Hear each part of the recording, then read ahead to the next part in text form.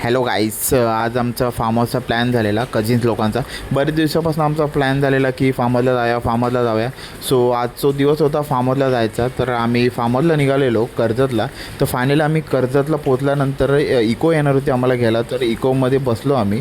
नंतर बाहेरचं वातावरण बघता बघता नंतर ओ भाई साहेब, तुम्ही तर हा हॅन्समच्याला बघितलं असतं. तर आम्ही फार्म हाऊसला पोचल्यानंतर मी बघतो तर काय फार्म हाऊसच्या बाजूला एवढं भारी वातावरण होता, फार्म हाऊस पण एवढं भारी होता, सर्व मॅच करत होतं वाईब. नंतर आम्ही फ्रेश बीच होऊन जेवायला बसलो. बिर्याणी होती, बिर्याणी खाल्ली भाई, एवढी भारी होती ना. नंतर आम्ही फ्रेश बीच होऊन भाई सर्व कधी लोक डान्स बिन्स करायला लागलो. डान्स बिन्स करता करता नंतर आम्ही क्रिकेट चालू केलं. क्रिकेट झाल्यानंतर मग पाण्यामध्ये टाकली उडी. पाण्यामध्ये एन्जॉय करता करता या दोघांचा रोमॅन्स बघता बघता भाई फुल एन्जॉय करत होते. नंतर आम्ही मग दहीहंडीला केली सुरुवात. दहीहंडी काय झाली नाही. मग नंतर आम्ही रेड लाईट ग्रीन लाईट चालू केलं. ते झाल्यानंतर भाई रात्र झाली, भाई थंडी वाजायला लागली. मग बाहेर पडलो, फ्रेश झालो आणि मग जेवणाला घेतला ताव. जेवण घेऊन झाल्यानंतर टाकली डुलकी.